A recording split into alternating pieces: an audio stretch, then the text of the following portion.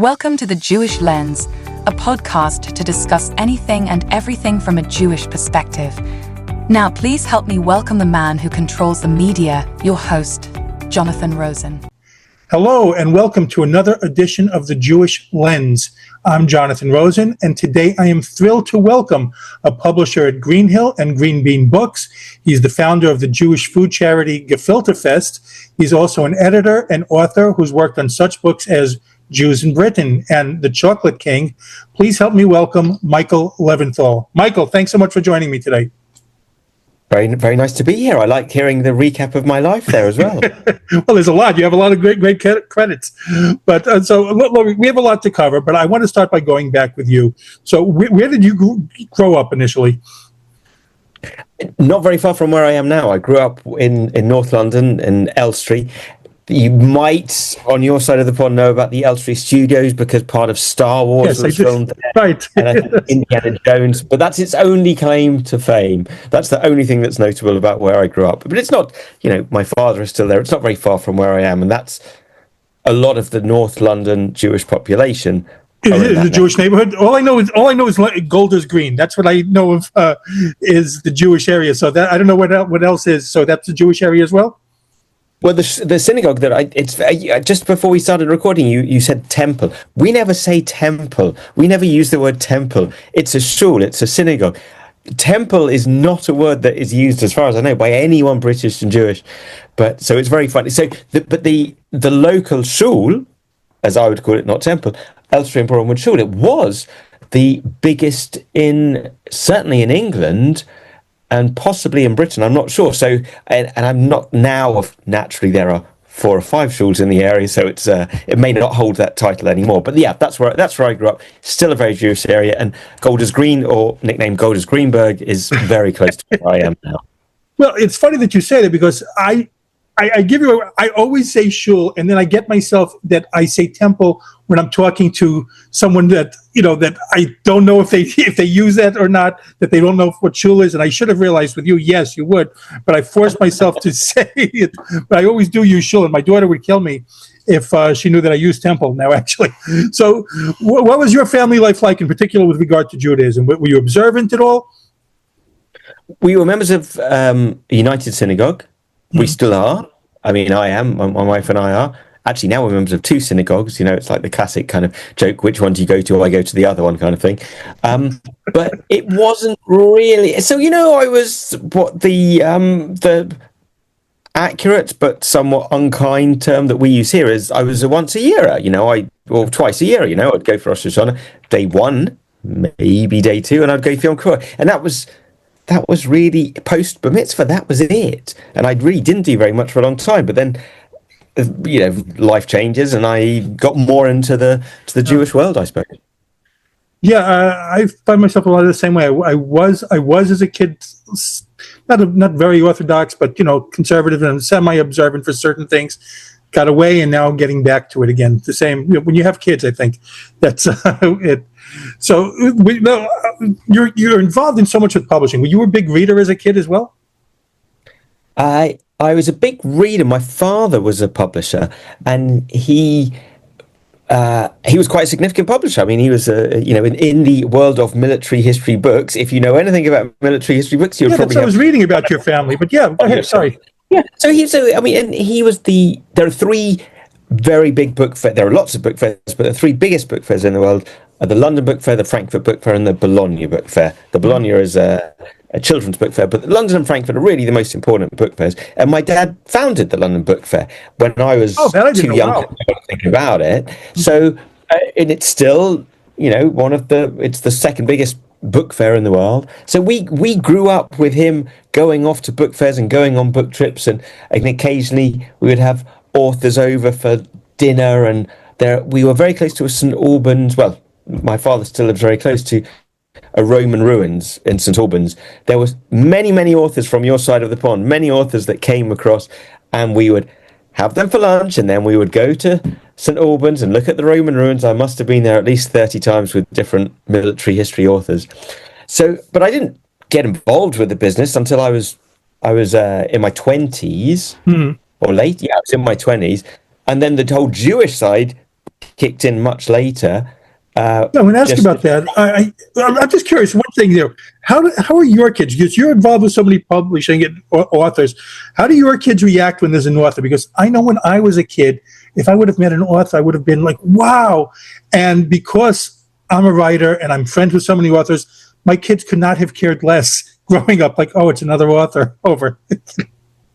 I remember I've taken a few of my authors into different schools, and the reaction is just wonderful because for young kids, for kids that are 4 to 8 years old, you say you're an author, you're a real author. There's a wonder about it. Thankfully, people still have an admiration for authors and illustrators, and they're really impressed. My kids are kind of more relaxed about it, but they grew up with me reading them bedtime stories, and I must have, I sent them to sleep because I would say, look, if you look at the copyright page, this was first published 30 years ago, but this is a new edition and it's been printed in the Far East because the print costs there are much lower, but the royalties on this. So I have plied them with so much information they don't want, but they are both they're both voracious readers. They read more than I ever did, and we've always had the policy.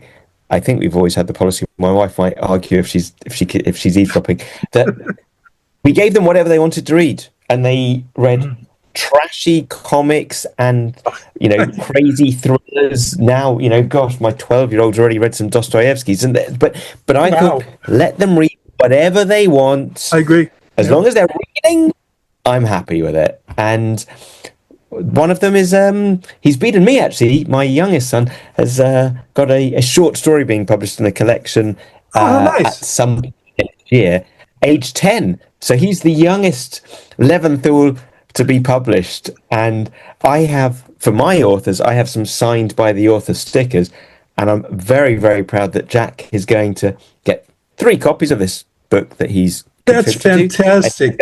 Mark them, it's signed by the author, and give them to my parents-in-law and to my father. Signed by the author, the 10-year-old author. So that is great. That's he must be so proud of himself. That's fantastic. So, how about you as a kid? Were you much of a writer?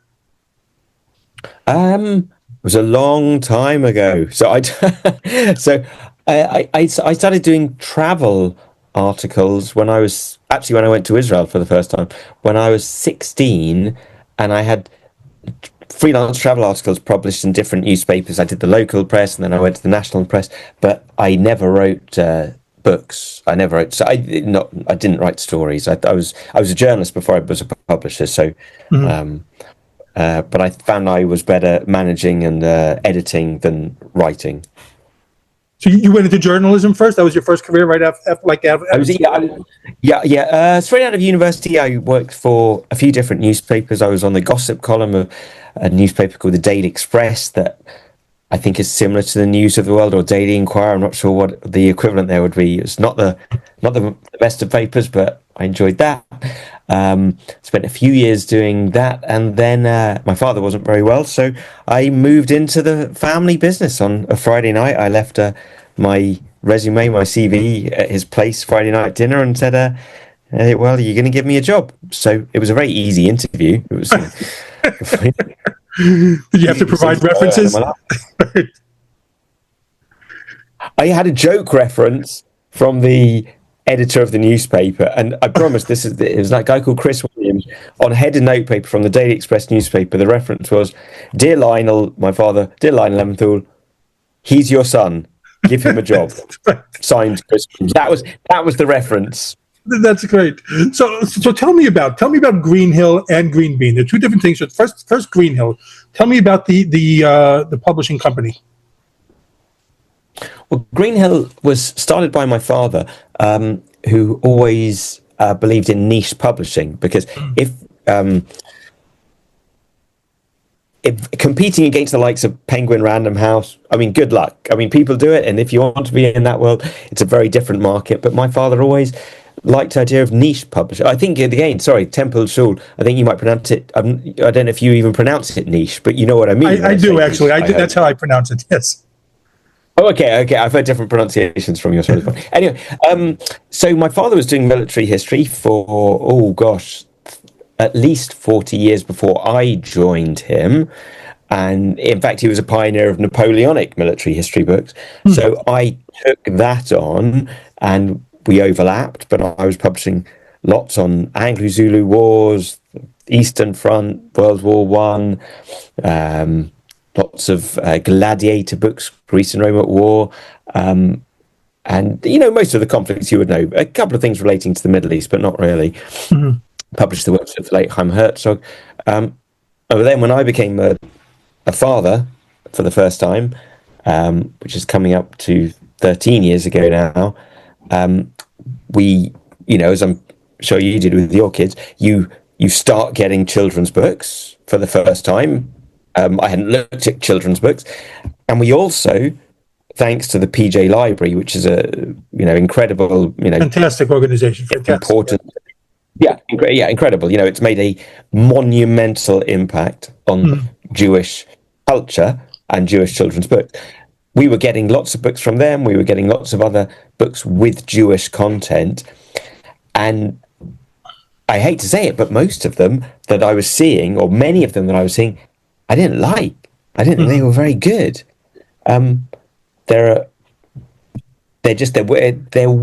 style of art felt dated to me, and at the same time, just as we were getting these books, I was comparing them to the books that we were seeing without Jewish content, and then we went to Israel, and it happened to be Tel Aviv Book Week, so there were lots of publishers displaying their books, on stalls outside, and I was looking at some of the books that were being published in Israel, and I thought, these are incredible.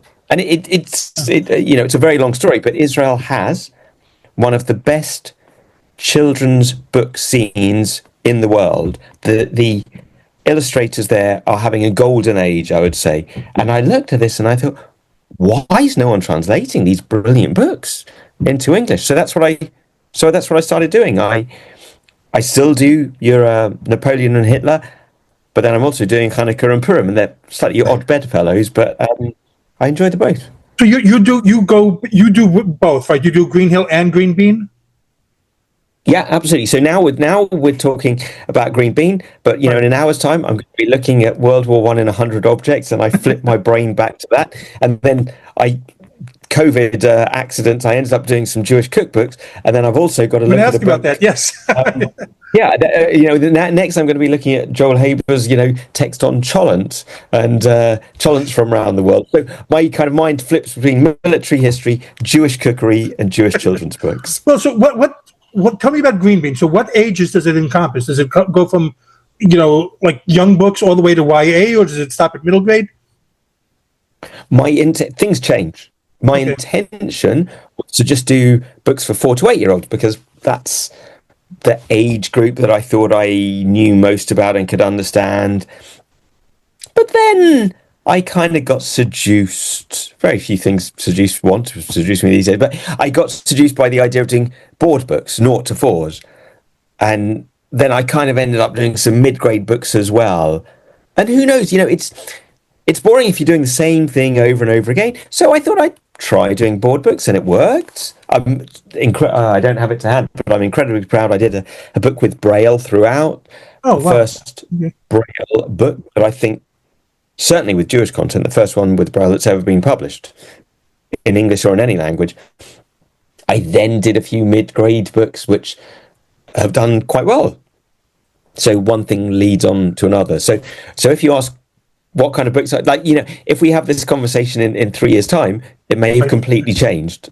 I may be out of business, or who knows, I may have published a bestseller for YA readers. So you're besides the editor, are you the one that does the acquiring of books? Yes. Yeah. So what kind of books? I do very little. Sorry. No, I'm saying, so what kind of books do you look for? What kind of books, for people watching, what kind of books are you interested in?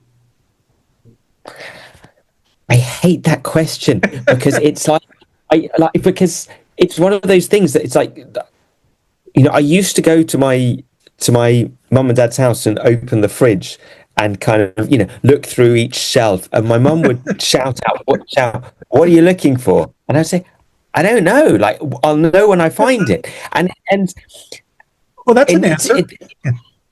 Yeah, but it's very hard to kind of specify what you're looking for, but you do know when you find it because something just hits. And if you can't back engineer it. If you say I'm looking for an original story on Hanukkah, then suddenly you get 1,000 Hanukkah stories.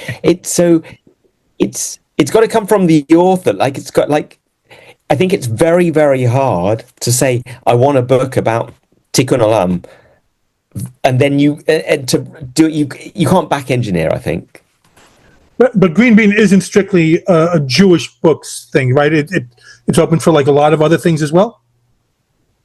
No, every book has explicit Jewish content or is linked to a Jewish value. Now, a lot of values like tzedakah, they're not exclusive to Judaism.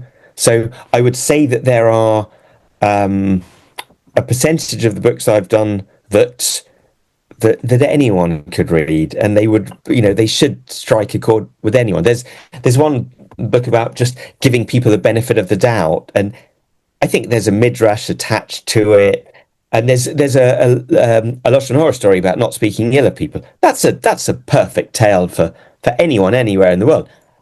I've attached a nice kind of quote to it, but there's nothing that's really explicitly Jewish in it. But just the value. Okay, no, that's good to know. So people, can they submit directly to Green Bean, or do they have to go through an agent? No, absolutely. They can submit directly to me. All the details are on the website, greenbeanbooks.com. I like to know if books are out on submission elsewhere, because frankly, if a book is out with 8 other, wait till you've heard back from them and then give me a shout, because so many things come in. I get at least one submission every day that it's very easy for me to say, you know what, I'm just going to focus on the people that really want to be there, published by Green Bean. Because, look, if I get an email like being silly tomorrow afternoon, someone saying, oh, hey, I heard you chatting, on the podcast, and I have your book Speedy and the Race Against Sound, and the Heart-Shaped Leaf is one of my favorite books, and I love the illustrations of Omar Hoffman that you've published. That what I've written, I think, would really suit that immediately shows, right, this is someone who knows what I've published. They know the style of the things I do, but I won't open my email now, but I would guarantee that today I've had at least one email, dear publisher, here is my manuscript. I mean, honestly, it happens every day. Well, I'm a former literary agent, and I used to get those things like, it was a mass email. So you knew that it was sent out to like 1,000 people at once because there was no specifics directed to you. It's directly to you or tailored to that. I'm sorry, I missed the question at the end of that. I'm so sorry. No, I'm just saying I agree with you because, like I said, as a former literary agent, I also would get emails that I just knew were not directed to me specifically. They were just like mass emails to other people and to whoever, like, dear agent, that type of thing. Yeah. So, like, if you are trying to filter things out, it's kind of, because also I think it's. I mean, maybe it's a bit of my ego or arrogance. I don't know. But if someone writes, dear Michael, okay, right. They've immediately shown that they kind of did Google me at least. If they write, dear Mr. Hall, and they spell my name wrongly, then I think, they can't get my name right. This doesn't bode well for and it's kind of an interview. They're interviewing me and I'm interviewing them. So, oh wow! So I didn't know that you had this lurky, dirty past as a literary agent. Well, I always used to tell people, and exactly what you're saying now, you get so many submissions that people are looking for a reason why not to take you. So, right. 100%.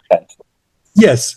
Yeah. So let me move on to some of your work because, and it's funny because a lot of the things I see with you have to do with food. And you just gave me an analogy before of looking in the refrigerator. So let me see. Are you a big foodie?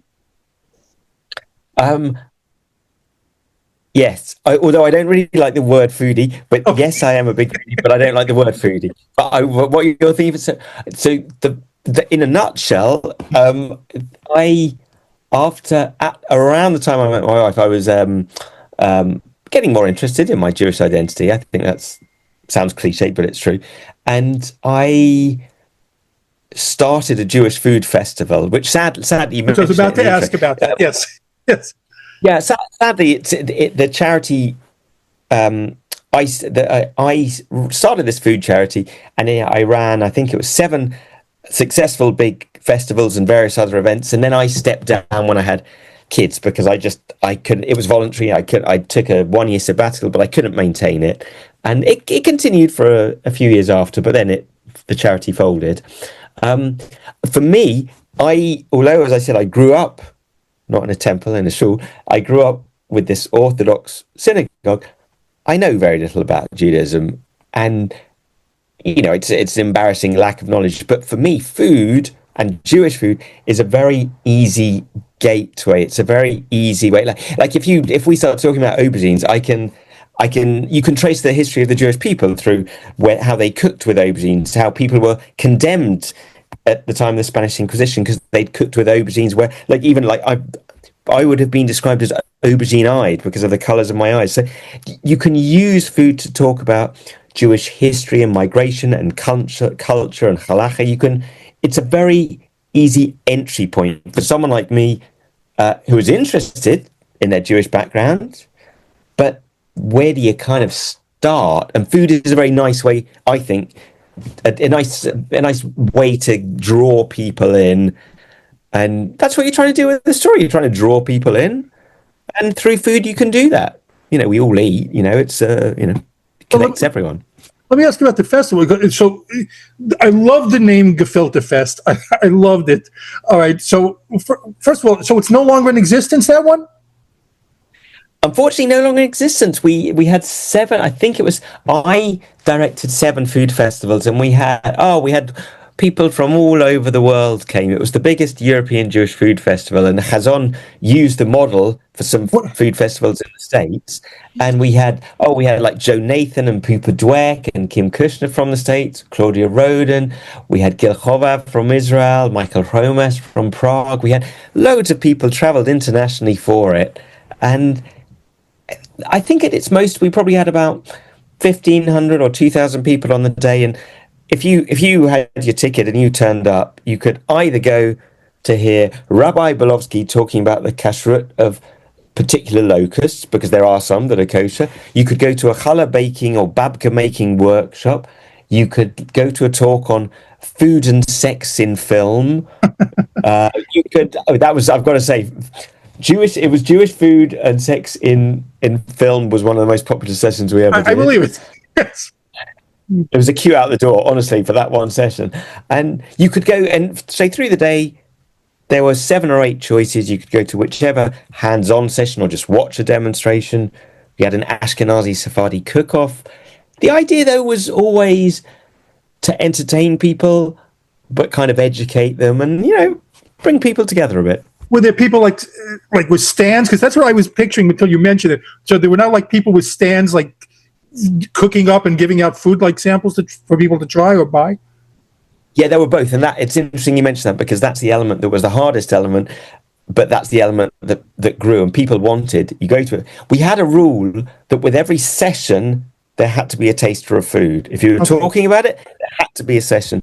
There had to be some kind of thing. But as well as the lessons, if you want to call them that, or that sounds a bit too formal, the lessons or demos, there were also stalls selling different types of food or food-related products as well.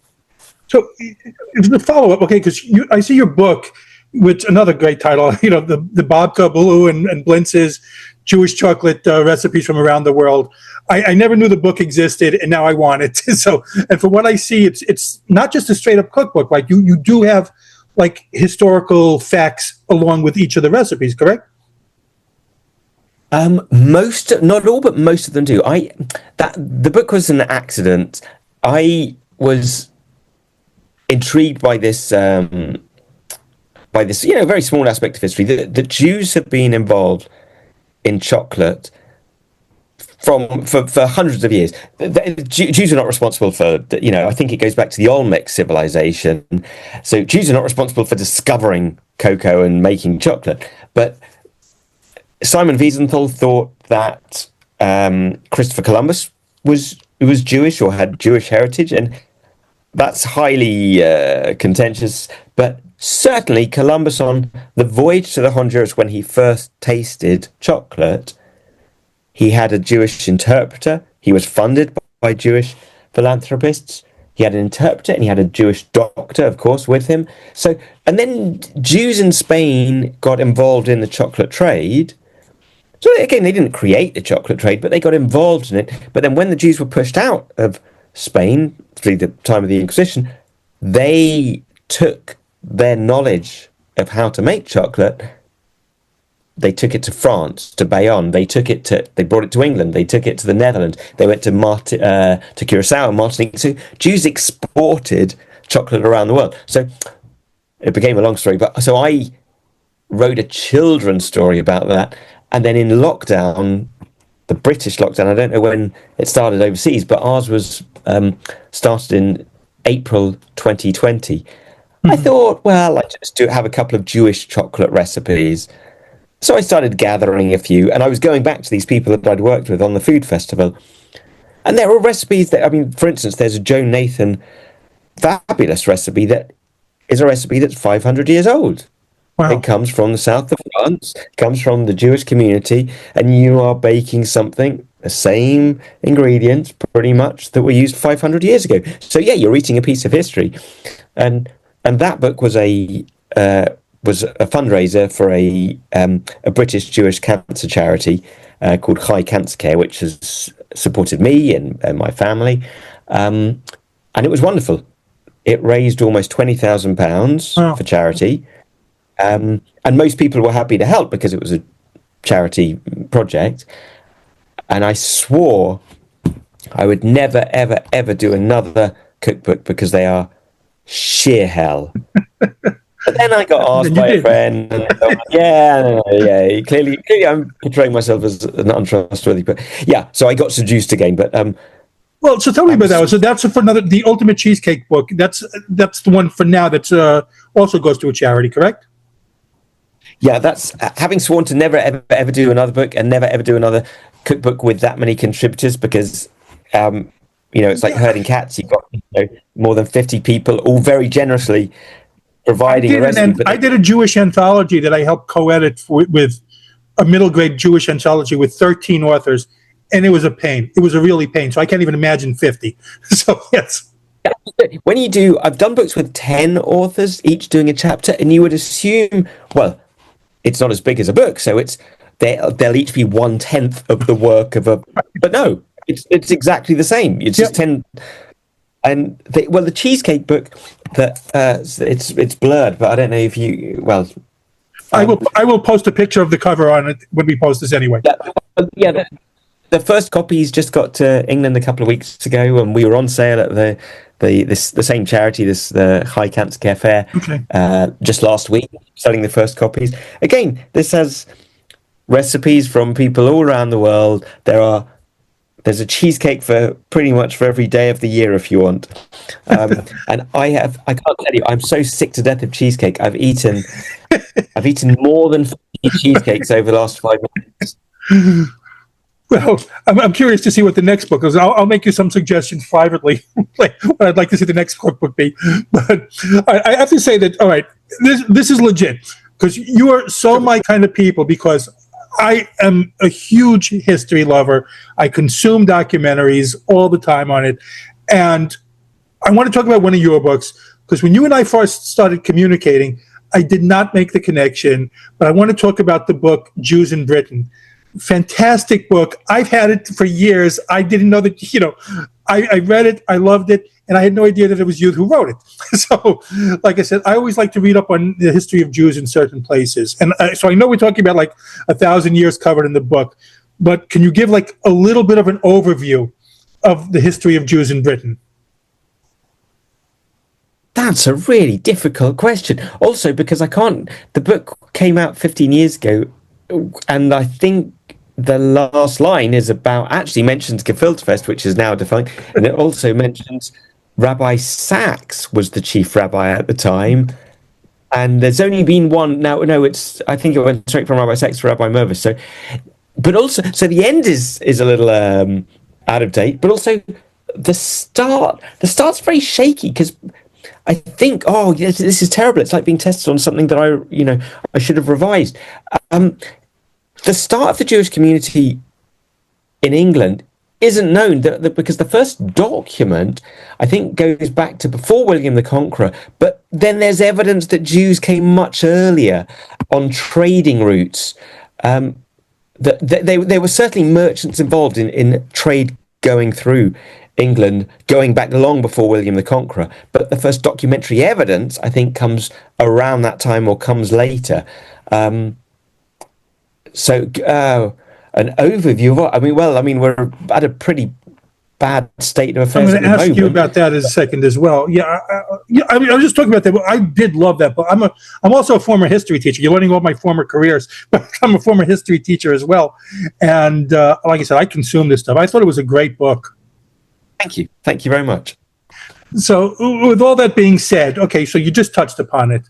So what's it like for Jews in Britain now? Because I see a lot of things on social media, many of them horrendous from what I've seen going on in the UK right now.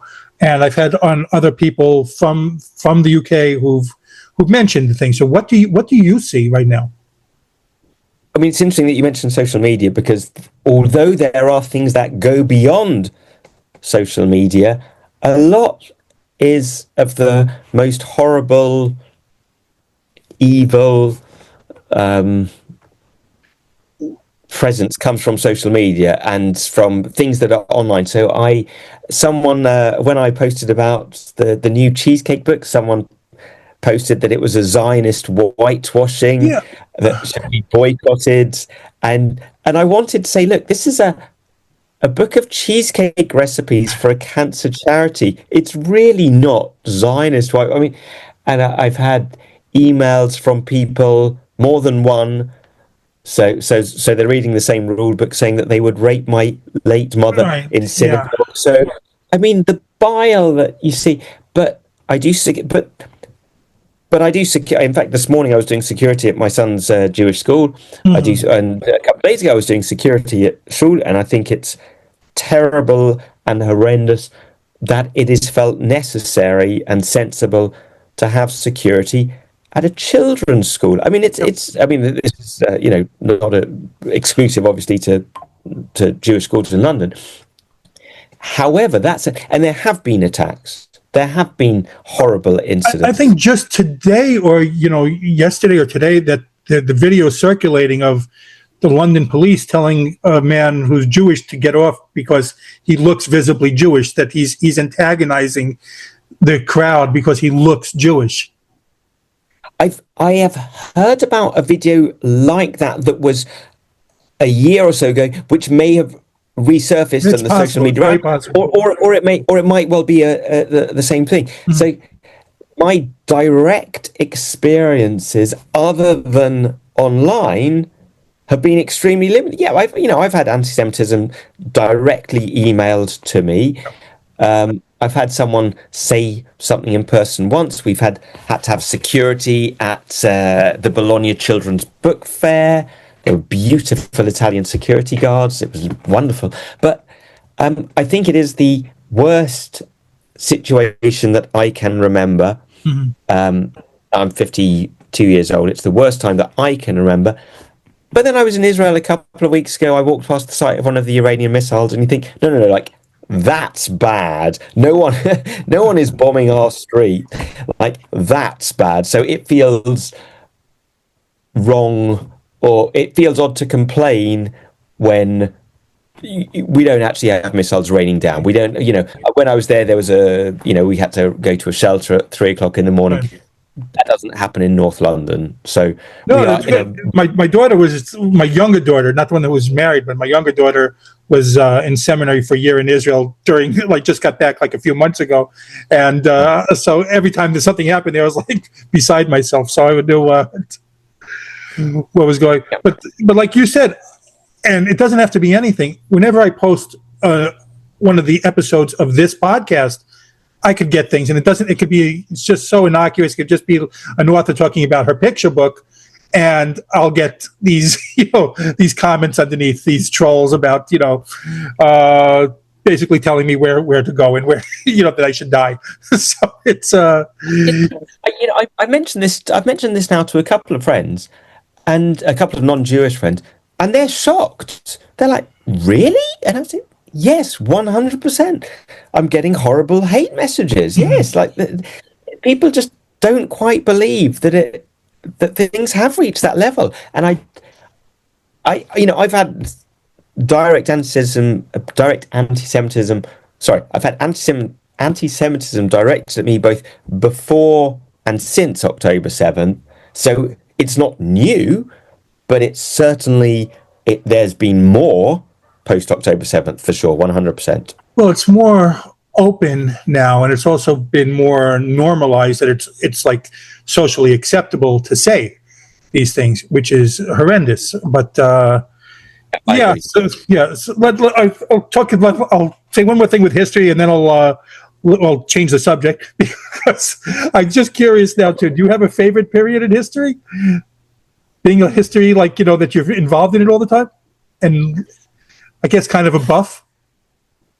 I don't know. I know more about World War II than about most other periods, but I would be terrified that you would follow up with a question of, something about the Battle of Stalingrad and what's my opinion. No follow-ups, I promise. More about that than other periods, but I would not call myself a specialist. I would call myself, fortunately, as a publisher, I'm a generalist, and I know the specialists who can analyze stuff. So I know very little, but I know people that know more than I do. Well, let's talk about your book, The Chocolate King. So you started talking about it a little bit. So how did that come about? Just because of from the other book? Is that derivative from the previous book that you did? I was intrigued by this idea of it feels like it's quite an unknown aspect of Jewish history, that Jews have been involved in the chocolate trade for hundreds of years, for 500 years. And I think to me, that's fascinating. Yes. And most people, myself included, or maybe not most people, but many people eat chocolate every day, but have no idea how it's made or where it comes from. And kids love chocolate. So I thought, hey, I want to do a Jewish book about the story of where chocolate comes from, showing how chocolate is made. It felt a bit like a no-brainer. And fortunately, I'm in the comfortable position of being a publisher, so I thought I could indulge myself. It was a vast amount of time and work. But yeah, I'm happy with it. And then it led on to doing this chocolate cookbook, which has led on to doing other cookbooks. And one thing leads to another, dominoes. I believe Reese's peanut butter cups are like, manna from heaven. So it's. Oh no, I can't.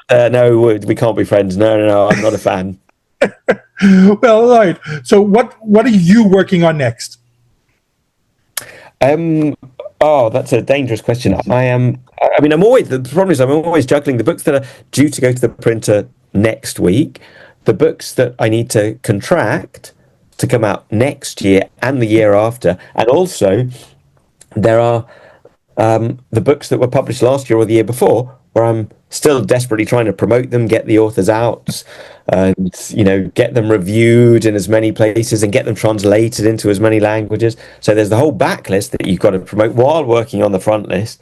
And also every year I host at my house with my wife and kids, we host a party for Green Bean authors, illustrators, editors, because most of the people work from home and they never meet. So my next thing is trying to work out a date to host that party in probably October or November. So it's juggling. I'm juggling at any one time, juggling 20 books for this current calendar year, 20 books for last year, 20 books for next year, and 10 for the year after. Always busy publishing. I want to know when it gets easy. When your daughter gets married, does life get quieter and easier?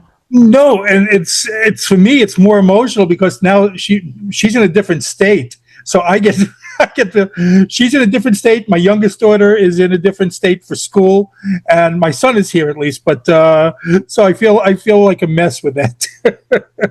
At least if they're in a different state, you can't pop over so easily. So you have a little more time, I'm guessing, I'm hoping. Well, I guess it's good for them. It's not good for me. Okay. I told my youngest daughter that I would, get a dorm room in her school. So, but all right, and most important question for how can people follow you and I guess Green Bean on Green Hill on social media? Well, Green Bean is on Facebook, Instagram, and oh my gosh, I'm going to have to look it up because I have someone wonderful called Laura who looks after Instagram for me. I think it's green_bean_books.com. Okay. On Instagram, I've got to look myself. This is awful. And there is a Canadian bookshop called Green Bean Books, but we're the only Green Bean Books in the world. So as far as I know, and Green Hill, for children's books, people tend to look more at Facebook and Instagram, and I think I'm going to have to end up doing TikTok. For the history books, it's really Twitter and Facebook. The history books don't. And your websites as well, though. Yeah, well, there's greenhillbooks.com and greenbeanbooks.com. Yeah. And how about you? How about your personal? For people to follow you? No, I don't. You don't do it. I've got a personal website, michaelleventhal.co.uk, but there's not a lot on it. I don't have too much to say about myself. Well, Michael, I want to thank you for taking the time to speak with me. I know you're very busy, but I do appreciate you taking the time today. It was such a pleasure getting to know you, and you're welcome back anytime, and hope to host several more of your authors as well. Thank you. It's very nice. Well, I can say Shabbat Shalom because it's 4 o'clock. Shabbat Shalom. Yes, it will be soon. But again, this has been The Jewish Lens. I'm Jonathan Rosen. And again, a very special thanks to Michael Leventhal. And please like, comment, and subscribe. Thanks for tuning in to The Jewish Lens, where all items used was strictly kosher.